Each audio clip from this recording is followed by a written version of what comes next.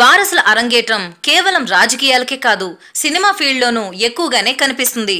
కేవలం హీరోలు, డైరెక్టర్లు, ప్రొడ్యూసర్ల సంతానమే కాకుండా ఇండస్ట్రీలో మంచి గుర్తింపు తెచ్చుకున్న కమేడియన్ల కుమారులు కూడా వెండితెరపై తమ అదృష్టాన్ని పరీక్షించుకున్నారు.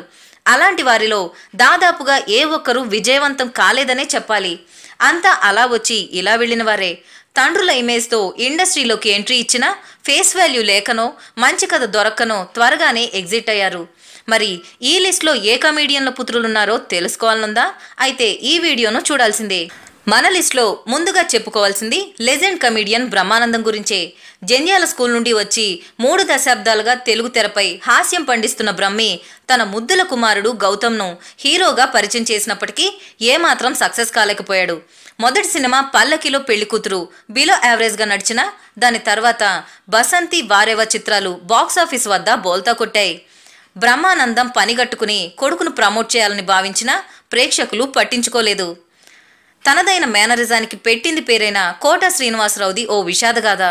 ఆయన తనయుడు కోటా ప్రసాద్ వర్ధమాన నటుడిగా నిలదొక్కుంటున్న తరుణంలోనే రోడ్డు ప్రమాదం మింగేసింది. హీరో జగపతి బాబు మూవీ సిద్ధంలో కీలక పాత్ర పోషించిన ప్రసాద్ రామ్ గోపాల్ వర్మ గాయం 2లో విలన్గా మారాడు. ఈలోగా రోడ్డు ప్రమాదం జరగడంతో అంతా తలకిందులైంది. తాగుబోతు పాత్రలకు పెట్టింది పేరుగా మారిన ఎంఎస్ నారాయణ తన కుమారుడు విక్రమ్ను హీరోగా పరిచయం చేస్తూ కొడుకు అనే సినిమాను తన దర్శకత్వంలోనే రూపొందించాడు. అయితే నటుడిగా విక్రమ్కు మంచి మార్కులే వచ్చినా ఆ సినిమా విజయవంతం కాకపోవడంతో అతనికి మళ్లీ అవకాశాలు రాలేదు. తర్వాత విక్రమ్ ఏకంగా తన పేరును మార్చుకుని భజంత్రీలు మూవీ చేసినా ఏమాత్రం ప్రభావం చూపలేకపోయాడు. దివంగత నటుడు ఏవిఎస్ కుమారుడు రాఘవేంద్ర ప్రదీప్ హీరోగా కాకుండా దర్శకుడిగా సత్తా చాటాలని ప్రయత్నించాడు. ఆయన దర్శక నిర్మాణ సారథ్యంలో వచ్చిన షార్ట్ ఫిలిం 7/10 మినహాయిస్తే రాఘవేంద్రకు చేదు అనుభవాలే ఎదురయ్యాయి. అలాగే ఎన్నో చిత్రాల్లో హాస్య నటుడిగా చేసిన బాబు మోహన్ వారసత్వం కూడా వర్కౌట్ కాలేదు. ఇద్దరు కొడుకుల్లో పవన్ కుమార్ యాక్సిడెంట్లో చనిపోగా మరో కుమారుడు ఉదయ్ బాబును హీరోగా పెట్టి శ్రీ మేడారం సమ్మక్క సారక్క మహత్యం అనే సినిమాను తీసినా అది అటర్ ఫ్లాప్ అయింది. మరో కమేడియన్ గౌతమ్ రాజు కుమారుడు కృష్ణ కూడా వెండి తెరపై తేలిపోయాడు.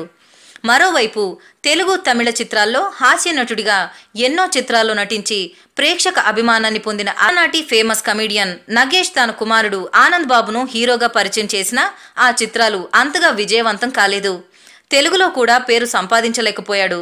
అందుకే సినిమా రంగంలో వారసులుగా పరిచయం కావడం సులభమైన దాన్ని నిలబెట్టుకోవడం మాత్రం చాలా కష్టం. అంటే వారసత్వం అన్నది కేవలం 1-2 చిత్రాలకే పరిమితమని చెప్పవచ్చు. ఆ తర్వాత ఎవరికి వారు స్వయం కృషితోనే పైకి రావాలని ఉంటుంది. లేదంటే తెరమరుగు కాక తప్పదని చెప్పుకోవచ్చు.